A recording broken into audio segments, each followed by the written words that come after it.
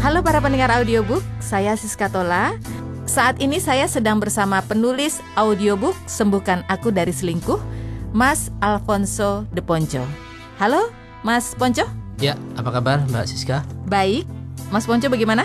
Kabar baik juga. Oke, saya mau tanya nih untuk pendengar audiobook. Ya. Latar belakang dibuatnya audiobook ini apa?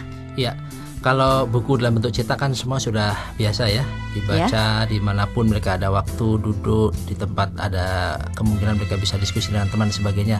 Tetapi ketika orang mulai mobilitasnya tinggi, kadang-kadang mereka juga butuh untuk ketika jalan bisa mendengarkan sebagainya. Nah, lewat audiobook inilah kita bisa mengakomodasi kebutuhan teman-teman seperti ini.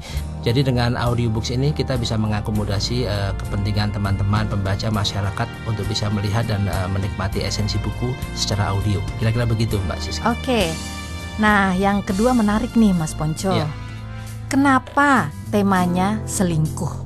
Ya, fenomena selingkuh ini banyak orang berbicara ya, ini nggak boleh, ini dosa dan sebagainya. Tapi faktanya kok dari hari ke hari, dari waktu ke waktu terus terjadi begitu kan. Nah ini fenomena apa? Ternyata memang setiap masyarakat, setiap pribadi punya kerentanan terhadap praktek selingkuh seperti ini. Nah saya tergerak untuk bisa berbicara sebagai teman ngobrol, teman curhat, atau kemudian juga sumber yang bisa lebih membumi bahwa perselingkuhan sebenarnya bisa dielaborasi secara lebih real, secara down to earth. Bagaimana mengatasinya, bagaimana menyikapinya, dan juga kebesaran hati pasangan untuk bisa mendukung sehingga pasangan yang sedang berselingkuh bisa sadar pada waktunya, kira-kira begitu ya. Karena tidak semudah membalikkan telapak tangan untuk bisa berhenti dari selingkuh. Kira-kira begitu Mbak Siska. Ya, terakhir harapan Mas Ponco sendiri sebagai penulis buku yang dijadikan audiobook ini, setelah mendengarkan ini, kira-kira harapan Mas Ponco terhadap pendengarnya itu seperti apa? Ya, kalau dari sisi buku cetak kan saya bilang you are what you read ya.